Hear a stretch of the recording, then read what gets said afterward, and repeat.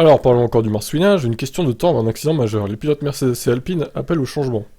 Alors c'est marrant parce que les pilotes Alpine, ils en avaient pas au début de saison de marsouinage, mais là, il semblerait que ça revienne finalement. Alors Russell, c'est une question de temps avant qu'un accident majeur se produise. Beaucoup d'entre nous peuvent à peine garder la voiture en ligne droite sur ses bosses. Nous prenons les derniers virages à 320 km/h, nous frottons avec le plancher. Nous pouvons voir sur le tarmac à quel point les voitures sont proches du sol. La Formule 2 est dans la même position, ils ont une philosophie similaire. Mais c'est inutile avec les technologies que nous avons. Il semble inutile que nous fassions rouler une voiture de F1 à quelques millimètres du sol. C'est la recette du désastre. Russell met carrément en doute la viabilité de ces voitures à long terme, les équipes peinant à régler le problème.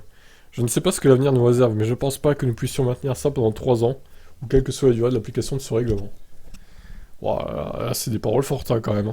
Là, ils sont en train de dire que le nouveau règlement est raté en fait. Hamilton craint également que ça ne crée un accident grave. Le septuple champion du monde admet qu'il est difficile de garder cette chose loin du mur. Dans les virages rapides, ça peut devenir un problème de sécurité. Aujourd'hui, elle talonne énormément dans les virages où vous passez à 300 km/h, et il n'y a pas grand chose à faire pour l'empêcher. Nous ne pourrons pas avoir ça pendant 4 ans avec cette voiture. Je pense qu'ils doivent travailler dessus pour l'avenir, tous les pilotes en ont parlé.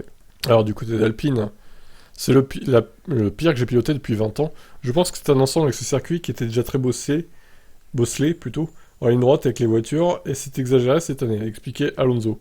À Jeddah, c'était fluide, en Australie, personne ne se plaignait. Alonso s'inquiète pour les pilotes, devant rouler de nombreuses années dans ces conditions. Ce sera difficile pour les équipes de changer ça, mais j'espère qu'ils feront quelque chose pour les jeunes pilotes. Pour moi, ça ira quelques années. Ocon, l'équipier d'Alonso chez Alpine, rejoint la vie générale. Le Français est conscient que son Alpine n'est pas parmi les pires, mais assure qu'elle est quand même un désastre à piloter sur un circuit bosselé. C'est même pas si bosselé, quand on va aller à Montréal ou Singapour, ça va faire très mal. Nous devrions essayer de rendre les voitures un peu plus agréables à piloter, parce qu'ici, nous devrons éviter les bosses, et vous pouvez voir que la voiture tirait d'un côté.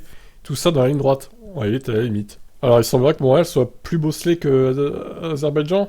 Eh ben, ça promet pour la semaine prochaine du coup. Singapour, oui, ça m'étonne pas qu'ils soient bosselés par contre. Bon, alors à moins d'un resurfaçage express de tous les circuits de la saison à venir, je vois pas quelle solution à court terme il y a. Hein. Bon, eh ben écoutez, ils oublient de citer Austin, mais Austin il est très bosselé aussi.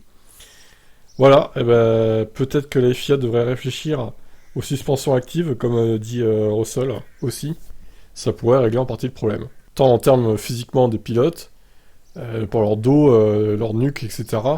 Tant pour la sécurité aussi. La FIA qui milite à fond pour la sécurité, faites quelque chose là, hein? C'est dangereux. Pourquoi vous laissez en danger les pilotes du coup? Je vous pose la question.